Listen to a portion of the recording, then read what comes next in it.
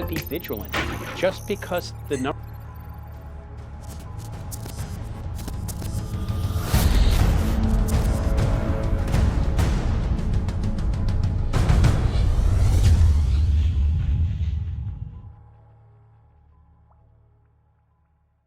Dr. V. Welcome.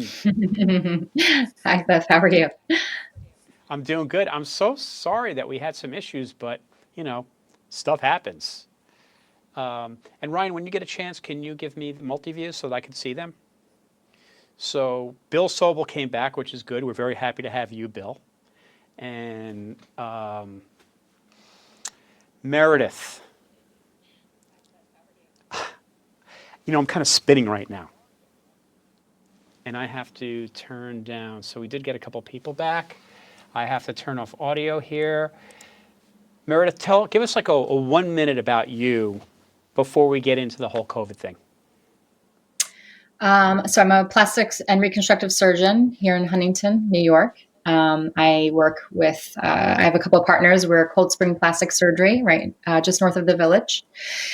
And obviously cosmetic surgery is elective and we've had a bit of a break. So I have had some time to delve into, what this coronavirus is and sort of keeping myself abreast of everything, reading studies and speaking with my friends who are on the front lines. My best friend in town here is an ER doc, and a couple of my friends are working in the ICUs in New York City. So I have great sources to tap into and try and parse out what's real and what's hype, especially in this age of overstimulation and the 24-hour news cycle.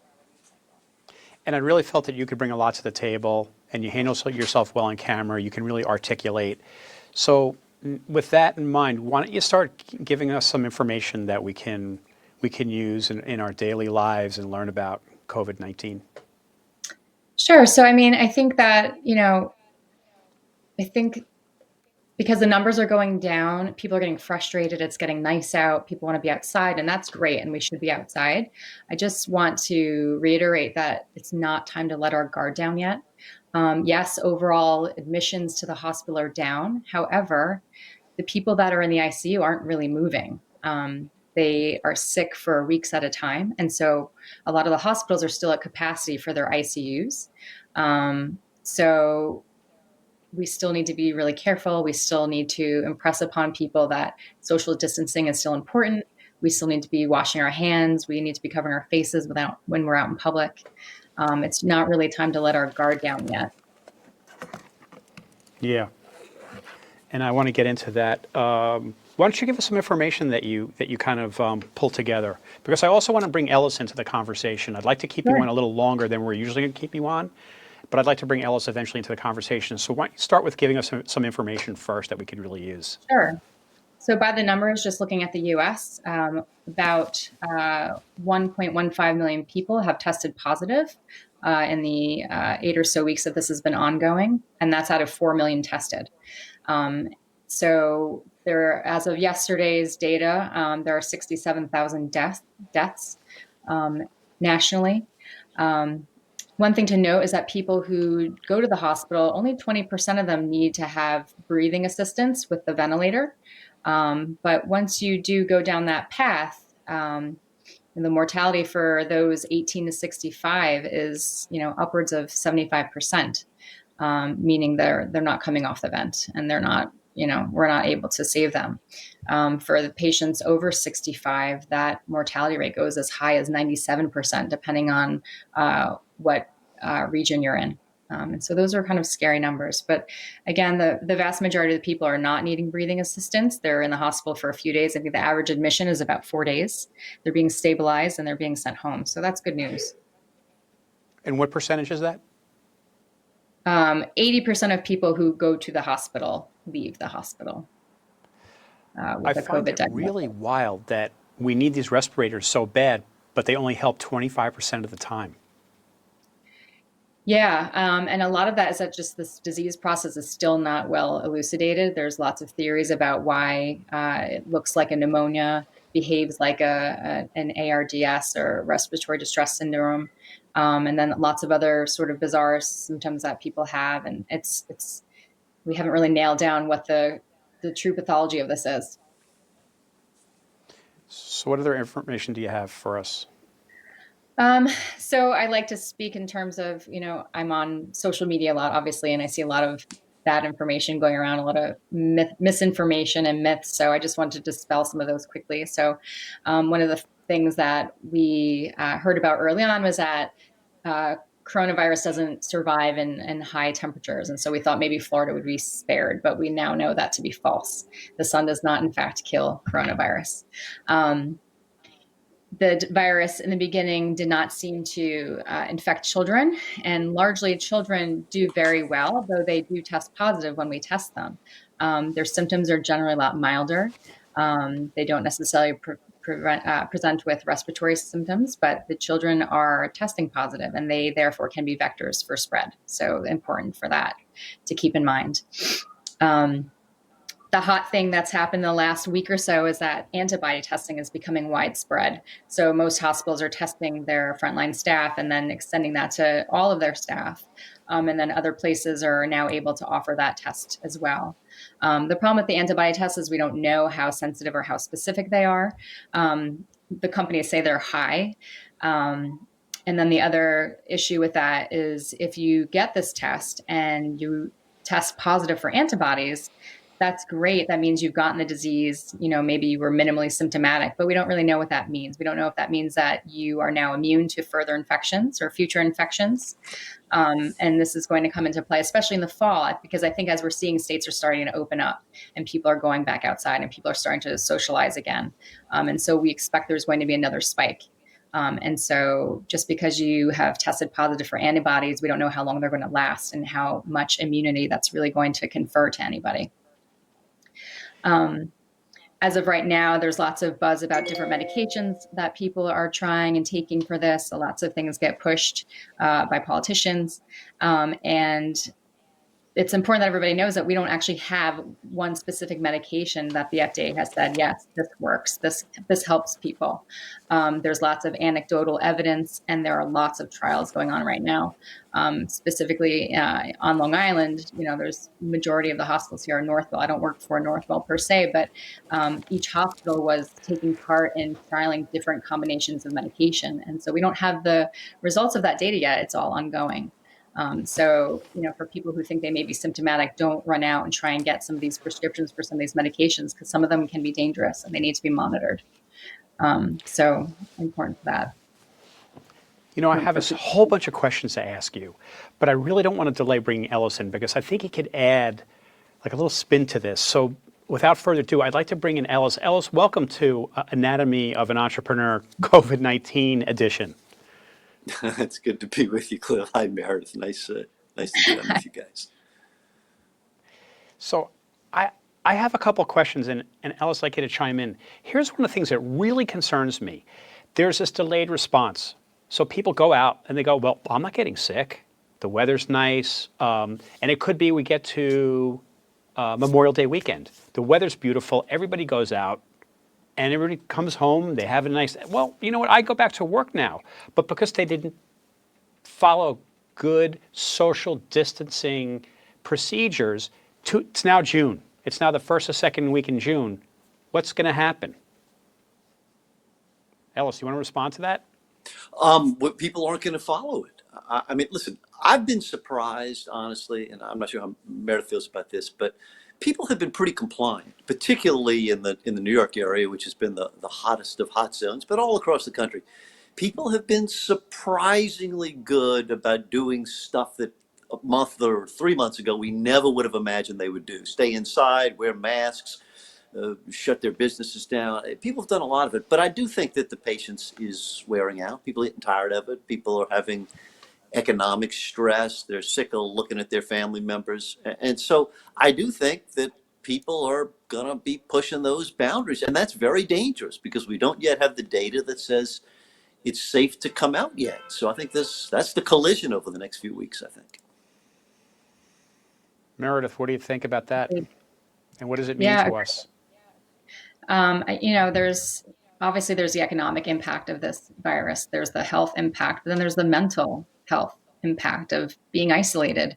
Some people are holed up in tiny New York City apartments, or people who live alone and have really isolated themselves for the last several weeks. And you can't underscore that. We know that domestic violence goes up when people are forced to stay home. And so there's a concern about that. So, we're not out of the woods yet, but there's certainly a lot of factors in play when we consider how to safely open up and start to alleviate some of these issues. Yeah, it is. I mean, Yeah. it's scary. I have a question or two, if you don't mind me asking someone who actually knows, Cliff. Um, Roll. so Roll with it. the numbers that you gave, and those are the numbers that I see, that some small percentage of what, maybe 2% of Americans, fewer than that, have now been tested. And so the people who have been tested are almost always either healthcare people or folks who present with some kind of symptoms. But we don't have Hmm. any idea, do we, how many people are positive to this disease? I mean, is it 10% of Right. America, 50%? We don't really know how many people are out there who don't have symptoms. Am I right about that? And talk about what you think that might Right. mean. Right. And I think that's why antibody testing can become so important just from an epidemiological standpoint, because we don't have that number. We don't know what the denominator is. And if we did test more people, the mortality rate would go down just by definition. So I think that that's Sure. important information to have. And if we can get a good antibody test out to, the masses, that's really important information for us to have to better elucidate the true, course of this virus for the Sure. average Like, person. like, I how, actually had like, the. go ahead. I'm sorry. Go ahead, Ellis. I was going to say, how do I know I don't have it? I mean, I feel great. I feel fine, but I could have it, right?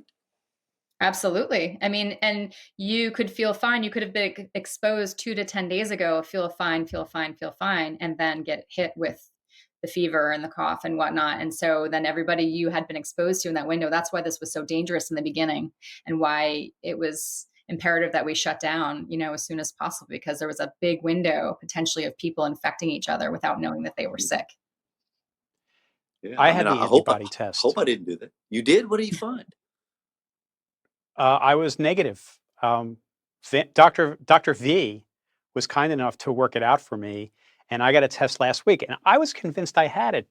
I had no symptoms, but January, February, March, I was taking the Long Island Railroad in. I was riding the subways like crazy. I was going to offices. I was shaking people's hands. I was hugging people. And I got tested last week. And Dr. V gets back in touch with me and she goes, "You're negative. Have a great weekend." I was so bummed Hmm. out. And here's what she said to me. I have a friend who's working in the ER and she's coming back negative with the antibodies.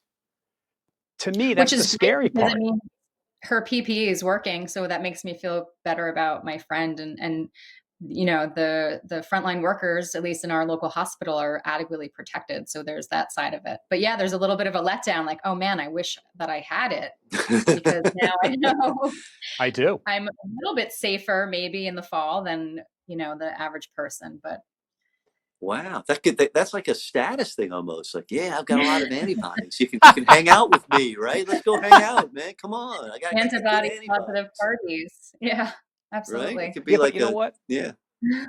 Meredith, talk about that a little bit. Talk about how even if you have the antibodies, it's not a guarantee, is it? It's not a guarantee because we know in other countries people have tested positive when they were actually symptomatic, and then became symptomatic again. And so the thought originally was, well, they clearly didn't clear this virus. Maybe we just tested them and they were still actively, infectious. But now the thought is, some people don't mount an antibody response, the same way. And maybe there was a reinfection. I mean, there's just so much we don't know. It's so early on in the course of this. Meredith, I'm going to ask you to stay on with us for a while longer because I think you add a lot to the discussion. Ellis, Sure. I'm going to change it a little bit. And I'm not talking about this from a political standpoint, but I guess I am. But we have an issue where people they want to get out so badly. And I get it. Hmm. They want to get out, they want to get back to work, and they're just going crazy. People are living paycheck to not even paycheck anymore.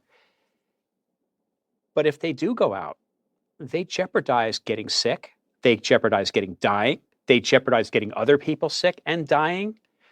But yet we have our politicians who are opening some cities and they say they're following guidelines. But do you think, Ellis, what do you think about all this from uh, I guess, a business, a social, and a moral uh, impact on society and how this is being handled? No, it's a great question, and you're right to mention, Cliff, all of those different factors because this is an issue that includes all of those things, and politics is right at the center of it.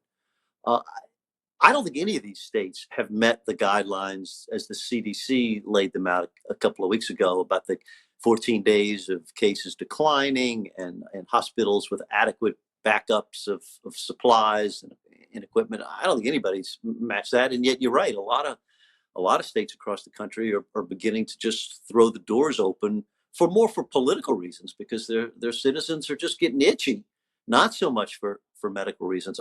Listen, I think it's hugely dangerous. I understand the pressure and the economy, and I wish I could go out to eat and my career was back normal. But nothing will wreck the economy as much as is killing a whole bunch of people and making others so scared to go outside that they won't go back. I think we've got to do it in a pretty methodical way. And I got to tell you, I don't think most of our political leaders, well, why don't I say, I don't think some of our political leaders have done a very good job. Right. Why? Well, listen. I come at it. Let me give you my engagement in this, and maybe this will help answer the question. I've been working on a book. I write books is one of the things I do. But You I've do. I've been working on a book lately with the governor of Maryland. There's a guy named Larry Hogan, and Hogan is in the middle of this thing. He's a Republican governor in a very Democratic state, kind of a middle of the road business guy. Someone you ought to get as a guest on here. Came out of the real estate business, had never been elected to office before, and got elected the governor of Maryland. He's in his second term, and he's currently the head of the Governors Association. So he has been one of the leading voices on this thing of sanity. I think. I mean, the president is zigging and zagging and trying to deny and ignore, and the folks in Washington are mostly paralyzed. But the governors have really stepped up and led. I think in New York, Governor Cuomo is an example, and Governor Newsom out in California, Governor DeWine in Ohio, and my guy Hogan, I think, has been just right at the front of this thing.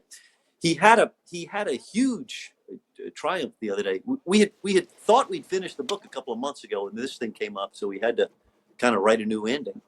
But he managed very, very quietly to arrange to get 500,000 of these tests that Meredith is talking about from the government of South Korea and snuck him in the middle of the night. His wife, who is a Korean American, helped arrange it. And it was really his way of saying, hey, we're not waiting around for Washington anymore. We're going to take care of this thing ourselves. And I really think leapt his state forward and sent a message to other governors and other local officials that at a time like this, maybe you really can't count on Washington. I think that's a problem that we can't count. Everything always starts from the top, and I'm not so sure that we can count on them. And but I want to talk to you about things that we can do because this is very interesting. The guy who's a technical director, he is out of Maryland, Mm-hmm. and he said, people can't gather more than 10 people can't gather at one time. He's live streaming funerals, Wow, that's and intense. that's one way that you can use technology to appropriately use social distancing and Yeah, to still. that's a good point. It's so sad, though. I mean, and I'm sure Meredith hears this from her physician friends. Somebody's lying in a hospital at death's door, maybe on a ventilator or oxygen, struggling for breath. And in many cases, their relatives can't come and be with them. Their loved ones can't be there. They're doing their best with a Skype call and some FaceTime. And I mean, Yeah, listen, it's great technology, but it's not quite the same as being there, is it? no, it's Yeah, it's talk about that a devastating. little bit, Meredith. I mean, this is only secondhand information, but yeah, the nurses in particular are the ones hardest hit with these scenarios because they're the ones holding these patients' hands day in and day out, and oftentimes being the one who physically holds the iPad up while the family says goodbye to these patients, and that's No. not an enviable You know, position to be in. and Meredith, I have another question for you. So now you hear uh, Ellis and I talking about the implications by the political system, and you look at that, and I'm sure you're going, this probably freaks you. If I were a doctor and I were you and I was working with patients, that kind of stuff would be freaking me out that people are going back to work. People are going down to beaches. They're congregating very closely to each other. As a physician, how do you appeal to people? How do you get it through their skulls that that yeah, you'll have your job, but you might be dead, or your coworker might be dead. How do you appeal to them? Right. It's hard. I mean, I try and impress upon my family, and I think I live in a community where people are being pretty serious about it. We're a beachfront community, and that's been a source of sanity for a lot of people, is to go down and take a walk on the beach. And I think people are trying to be as respectful as possible to maintain distance, but it's hard. It really is. And it brings back again the aspect of the isolation, and what that does to a person too. It's sometimes you can't rationalize with somebody who maybe is dealing with mental health issues or an unsafe home environment, and they really need to be outside. So I think people are doing the best they can, and I think the majority of people are trying to do the right thing. Are you okay with people going out, going to parks, going to different places if they properly follow the guidelines, or does it still concern you? I mean, I think that if people do it the right way, I think it's okay. I mean, I think that, we've taken our kids to the park next to us, and there was maybe one other family there, and we stayed on our side and they were on their side. And, we just needed a change of scenery. And I think things like that are probably okay. Are we going to get 5 families in the neighborhood all together down there? No, I mean, that's not smart. Um, so I think people can be smart about it, and take the necessary precautions. And but certainly, it's not a time to be out partying and celebrating right now, because while, like I said, the numbers are down, we're still not really out of this yet. So, first thing I'm going to say is, Ellis, you jump in whenever you want. You don't have to wait for me to ask you a question. And I know you won't, but I'm just going to say it anyway. But I do have a question for you. I'm not known for my shyness. That's a good point. I know, I've seen you on TV. But thank you for suggesting that. I appreciate it. Ellis, I think about PTSD. Yeah. And coronavirus. Oh, what are your big. thoughts on that? So one of the things I've been doing You've lately, written books on guys with PTSD. I have. In fact, I just wrote a piece that's up right now on MarketWatch.com, Dow Jones Market Watch. I've been doing Corona columns for them for the last few weeks. I kind of got brought in. That's normally a financial site, Market Watch, but they had me come in and start covering some coronavirus stuff for them. And I did a piece yesterday that's up right now with a guy, Matt Pelak is his name. He's a longtime Army medic, and a guy who's had a lot of experience with the psychological stress of battle, has seen a lot of action in Iraq and elsewhere, and speaks openly about his own battles with PTSD. And I thought it would be really interesting to listen to Matt give his insights to these frontline medical workers, who in many ways really are in a battle zone today. They're dealing with life and death in a much more vivid and dramatic way than they do on a normal shift. They're seeing a lot more death than they're used to. They're often, as Meredith was saying, really the only human connection that their patients have in the final days of their lives. And so naturally they're gonna be psychologically affected by it. Those kinds of experiences, it's not a matter of being tough. That really just, it changes your brain when you go through that over and over again. And Matt had some terrific suggestions about ways to try to bring the stress level down. And it's some of it's simple stuff. It's get up and take a break and walk, and make sure you've got some other things in your life that are providing you some comfort and some stability, finding peers that you can open up to. And frankly, he came down to this in the end, something he said that he benefited from, that a lot of folks, I think, are sometimes reluctant to do, which is really, don't be shy about accepting the guidance of trained professionals. Go talk to a therapist. Don't feel like that's a sign that you're not tough or that you don't know what you're doing. It's a sign that you're normal, and that when you deal with these kind of situations, there are things that professionals can help with. And so I was hoping that a guy who'd spent a lot of time in combat would have some interesting stuff or some valuable things to say to these new combatants, these doctors and nurses and respiratory techs and paramedics and others, the heroes in dark uniform shirts and scrubs, who really are the ones who are protecting us against this stuff. Right. Uh, Barney Griffin says, Barney, do me a favor, and thank you for the question. But, we've been talking about so many things here. Do they what? Tell us what you're saying, and then we'll happy to answer your question. And here's a question for both of you. I believe there's going to be PTSD for more than just the people on the front lines. I think we're all going to suffer from PTSD.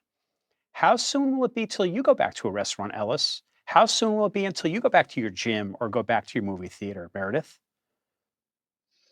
Yeah, I need the gym for sure. Right, but doesn't it concern you? I've been noticing. I don't know. Restaurant. Yeah, I need the restaurant too. That's right. I need them both. Yeah. Probably I need the gym because I've gone to so many restaurants over the years. They're connected. Yeah, I don't know. Meredith might know when. I don't know when. I think we're all going to suffer from PTSD because this is scaring us so much. I don't want to walk into a restaurant when they open the restaurants in New York. I don't know. I have to say, one of the first real bits of information I got was an ICU doc in the city had this. He was on a webinar, and my friend sent it to me. And the one thing he kept saying over and over again was that we don't need to panic. And the reason for that is because we know how to prevent ourselves from getting sick, and that's basically hand washing. So I don't touch my face anymore. I'm thinking about it 24/7. If I'm in my car, even when I'm at home, I'm not touching my face anymore. I mean, that's a big thing. But to go out to a restaurant, you're going to wash your hands. You're not going to rub your eyes. The thing that makes me nuts is I go to the grocery store and everybody has a mask on now, which is great. But they're there and they're adjusting their masks and they're rubbing their eyes. And so it kind of defeats the whole purpose. But really, if you're just practicing good hand hygiene, you can stay safe if you're not around someone actively coughing in your face. So I feel a little bit less panicked now having that information because I think that's powerful. If you're washing your hands and not touching your face, you're probably not going to contract the coronavirus. I'm going to play devil's advocate. Yeah. Go ahead, Ellis. No, I was going to say I mean that is good information. I think it's mostly true as far as I can tell. I've gotten good. It's interesting, and Cliff, I wonder how you do with this. I'm good on hand washing. I've gotten myself, and I was not someone who washed his hands all the time before. I'd go around with the Purell. I wasn't one of those people. But I've gotten very cautious about that. I do find it hard not to touch my face, and I never really thought about it so much. Doing it now, But if you start to pay attention, my God, I'm like touching I didn't realize I was touching my face so much. Yeah, I would say 90 times an hour or something crazy. Is that what it is? I don't know. It's a lot. The average, yeah. Yeah, I mean, it made me definitely aware of it. It's almost, I don't know. I'm trying to stop, but I don't think I'm 100% on that part. Me too. I'm the same way. I do pick my nose less, though. Good. Thank you for that. I forgot the question I was going to ask, but I know what it was. Okay, Meredith, so we follow all the guidelines you're talking about, and you're not as concerned. But what about the fact that these droplets are coming out of your mouth, and they hang out in the air for a while, and you're in a restaurant? That doesn't concern you, even though you've got to take your mask off to eat. Right. If you're sitting at least 6 feet away from the next guest, if they sneezed, I might pause. I might hold my breath. I'm not going to lie, but I don't think that they've definitively proven that it's airborne. So there's a difference between airborne and respiratory droplet, right? So yes, we know the virus can hang in the air, but I don't know if we can say if somebody sneezed in a room and somebody walked into that room 20 minutes later versus an hour later versus a day later, like at what point does that sneeze hanging in the air still maintain its ability to infect somebody? I don't know that we have that data. Oh, man. If that's Um, true, we're dead, right? I mean, if that's right. I mean, how you ever going to go on the subway again? That's horrible if exactly. that's true. Right. And I take the Yeah. subway everywhere.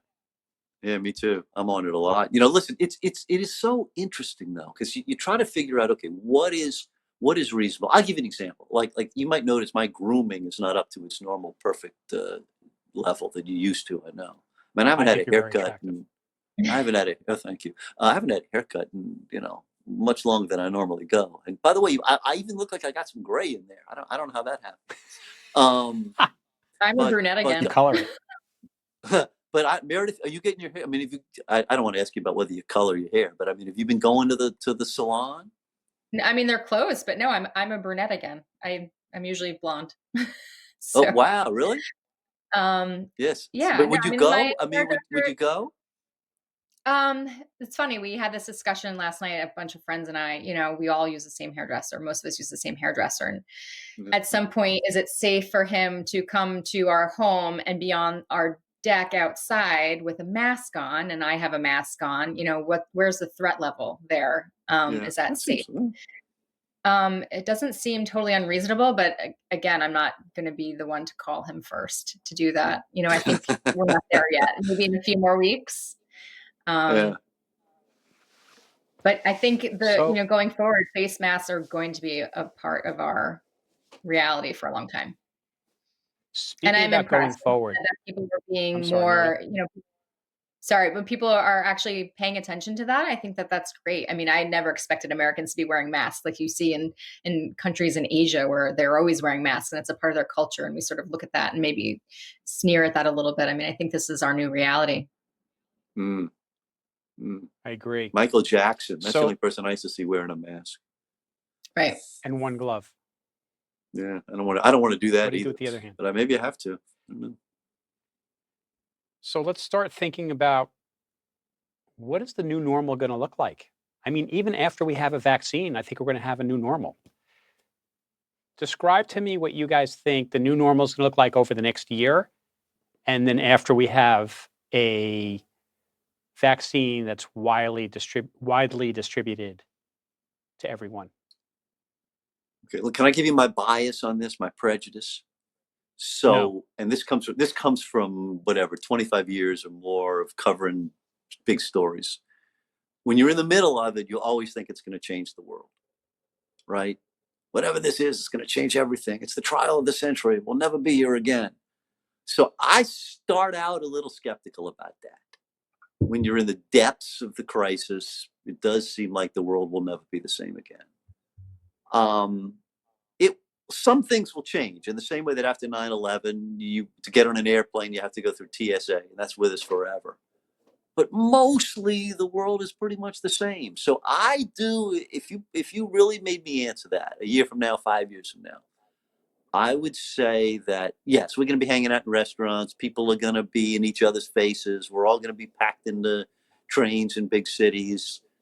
Kids are going to be in classrooms again. We're not going to be wearing masks all the time. But some things will change. We'll probably wash our hands more. Hygiene will be more a part of our lives. Maybe there'll be little Purell stations on the street corner and in the Long Island Railroad. Um, but I don't know. I don't think humanity as we know it is over. I'm not ready to say that yet. What about Does the way that we make me use sound technology? Pollyanna? Technology is, well, that's a good point. It has changed some things. Like people, I would not want to be in the commercial real estate leasing business right now. I think a lot of offices, a lot of companies are going to say, why do we need 10,000 square feet? Maybe we can get by with 3,000 and give all those other people a Zoom account. I bet you we'll have more doctor's visits. Maybe not in Meredith's field because you got to do a little hands on. But there's no reason you can't see your internist on a Zoom call probably, or your I will accountant or your lawyer. I will tell you that I am now getting numerous calls. I got a call even from the UK from a company that asked me if I could live stream a sales training from their London headquarters to their sales reps around the world, to their global sales force. I've Hmm. gotten calls from large industrial associations who asked me if I could live stream their trade shows, and they think they want to integrate those in from now on.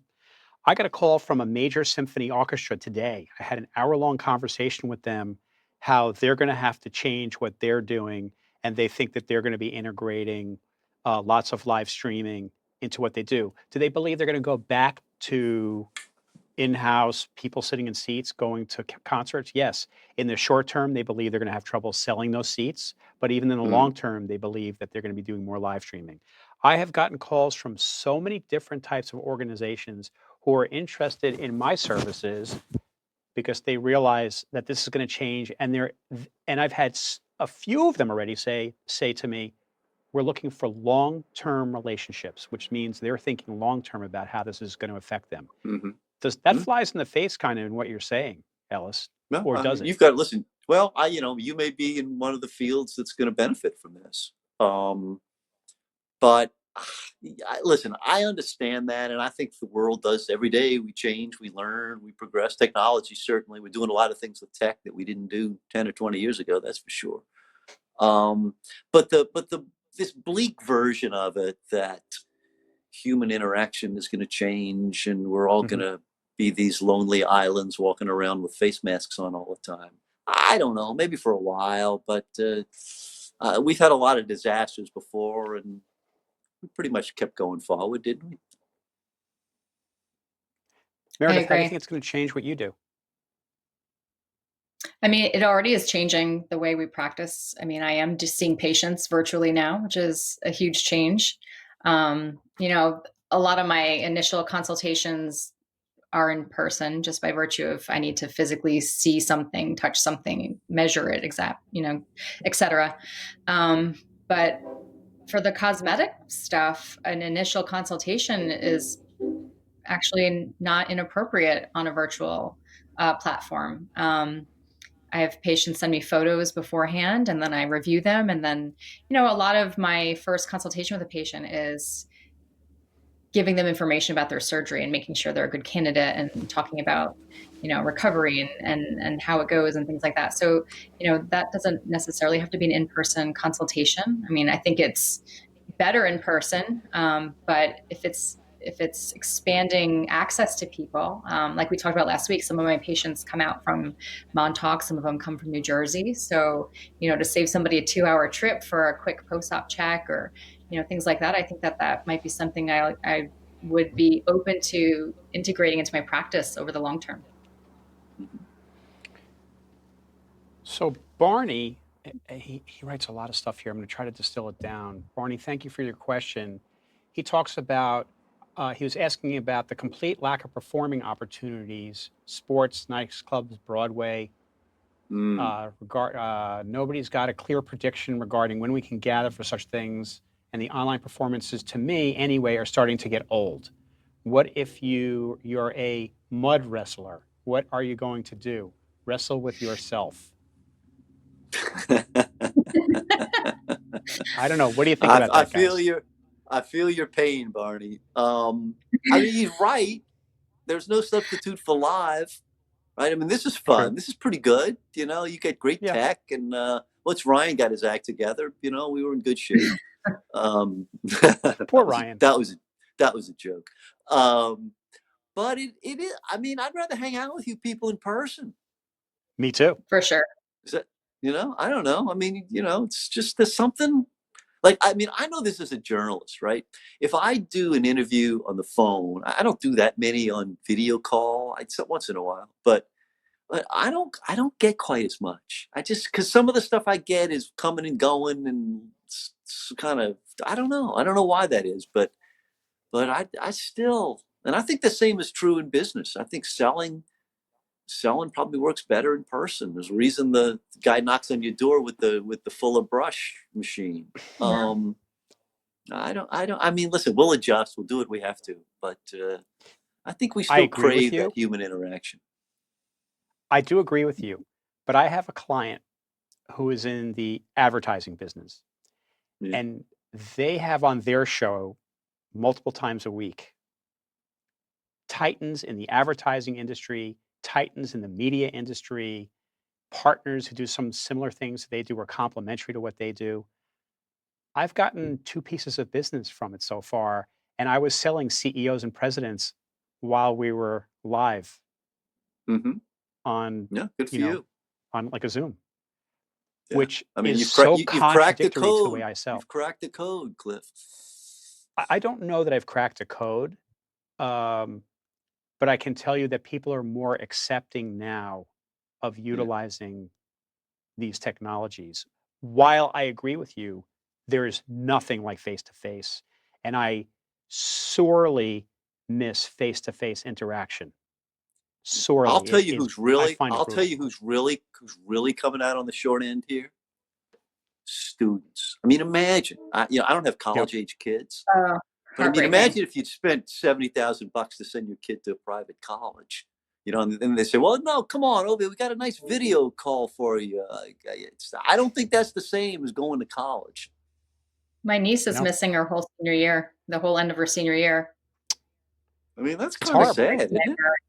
Yeah, it breaks my heart because I think about, that was probably the best part of those 4 years was the last 3, 4 months of school. Yeah, and the college can't really afford to give you a refund, can they? No. Right. Colleges are mostly already hurting, Yeah. and Yeah, the I don't cost is know. so I high. mean, you all were probably better students than I was, but let me tell you, classroom time was only a small part of it. Yes, so true, because it's college, and even when we were in college, Ellis, maybe not as much as now, but even when we were in college is about a social experience. So if Yes. I were these kids, I'd be getting depressed. Yeah, I don't know. I love you Zoom, man, but I don't know. It's not quite the same as hanging out in the quad. I totally agree. It's because you know why you're using more senses too, Hmm. right? You're in the quad, it's a nice spring day, you feel the sun, you see the sky, you smell spring, you smell the flowers, you hear people. There's all these different senses that get used when you're face to face that just doesn't happen. Looking people in the eyes, yeah, it helps to look people in the eyes on a Zoom call or in a live stream, but it's not the same. But hey, it's what we got, And I you think know? We'll make the best it's of it, right. right? Making the most of Yeah. it. Yeah, absolutely. Yeah, you just have to. But I do think there is going to be, while I agree with you that we're going to go back to a lot of things the way they were, I believe there's also going to be a bunch of things that are going to change. Mhm. I believe that That's true. technology is going to, is people are going to get used to it. We think it's temporary, but it ends up being permanent. Mm, that Agree sounds or wise. disagree? I think you're right. No, I think that's wise. History Yeah. teaches that. I just, you can't go get on an airplane now without, the strip search. Before we go, Meredith, what do you think the best thing has happened in your industry in this terrible situation in healthcare? Um, Not so much from my perspective, but for some of my friends who are employed by hospital systems, I think they're really starting to feel what their worth is. Um, and, there's been sort of a tip in the scales of administration versus physicians. And I think that physicians have not historically been good at advocating for themselves. And so a lot of decisions got removed from our hands, very broadly speaking. And so I think people are now, my colleagues are starting to now realize that there are many parts of healthcare that we want to grab the reins back on. And so I think that's empowering a lot of people. Ellis, I best love thing that you think answer. that's happened? Yeah, I hope you're right. Can I broaden out from that? First off, not only in the Absolutely. in the in the medical profession, I mean, take it back from the insurance companies too. The villain isn't just the hospital administrators; it's Yes, please. the payment system and I mean, everybody hates it, and we got it. Maybe we can use this as an opportunity to address some of those questions that we have been paralyzed on for so long. But here's the other Right. way I'd broaden it out.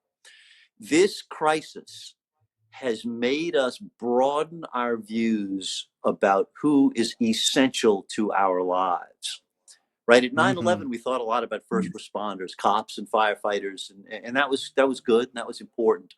But let me tell you, you need a whole lot more than that to run society. And the medical people are the easiest ones to recognize. Every night at 7 o'clock in my neighborhood, people are banging pots and pans and screaming out of their windows to honor those frontline medical personnel. But I'd like to think that they're also, in their thoughts somewhere, are remembering that this world doesn't work unless we have Amazon delivery guys and someone from the post office and a day laborer who's keeping things going, and the building maintenance person, and the just thousands of other unsung but essential people who in many cases are putting their own lives at risk in order to make a living and to help the rest of us survive. And I think maybe we could use this time to think about that a little bit, because God knows they work real hard and they deserve a little attention. And if they get some ego gratification and even a couple of dollars Yep. out of it, I think it's time and energy well spent.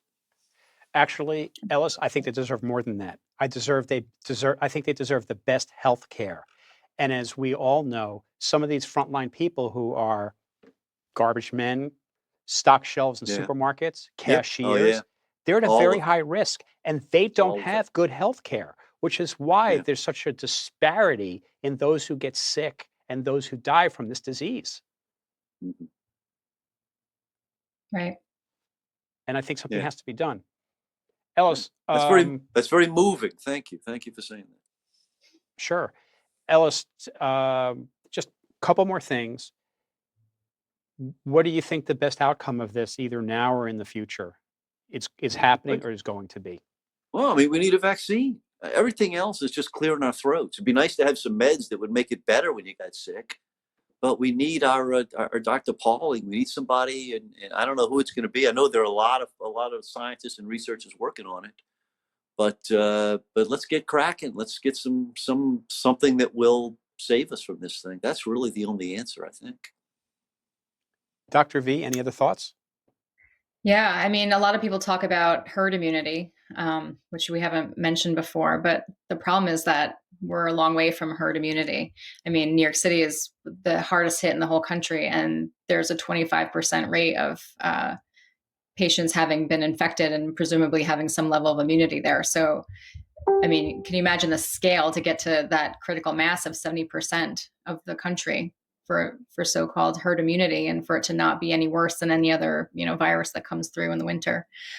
So I don't know that that's something we can rely on anytime soon. So yeah, a vaccine would be great. And I know that they're working at lightning speed, record speed, to get things to clinical trials. I read 42 days with one of the companies, which is incredible. We're thinking 18 months, 2-3 years to get something tested appropriately and then distributed. So there's hope. It's moving. But how can you test something so fast? I mean, it's kind of like putting a cake in the oven and putting it at 500 instead of 400, thinking it's going to bake faster. Yeah, I don't know. And we want them to get it right. I mean, a bad vaccine Right. isn't the answer, clearly. Right. Well, there's a Right. lot of collaboration with all of this globally. So I think that helps. It's not just one little lab in one corner of the planet trying to solve this. I mean, there is really a global initiative to do this. So I think that also helps. Right. Well, I'd like to thank you both. I really appreciate you both coming on. Ellis, I love having you on. You just bring such a great spin to things, and you really just know how to put it out there. I feel very fortunate that you feel sorry for my brother and you come on here. I love the whole Sobel family. It's nice to be with Thank you you. guys. Thank you very It's much. really awesome to have you on, and I want to have you on again and again. Oh, Meredith, I'm going to look forward to having you on next week, and I know that you're going to be putting in your research and just giving us relevant information every week about what's going on and how we can protect ourselves and what we can do moving forward. And I appreciate you doing that for the community as well. My pleasure. So Meredith, we'll see you next week. We do have some guests in line. I don't have an exact yet, but I will pretty soon. And I really appreciate everybody tuning in. We had a nice little crowd of people who were watching today. And I hope you guys come back next week, because we're going to talk more and more about these relevant issues and how they affect you. So with that said, thank you very much for watching and being part of Anatomy of an Entrepreneur. I know the name probably isn't so appropriate anymore, but I really do want to continue going down this path. It's so important to all of us. So I wish you a great week. Stay home, stay safe, fly right, do the right thing, and we'll see you next Tuesday, 5:30 p.m. Eastern Time, Eastern Daylight Time. Bye-bye.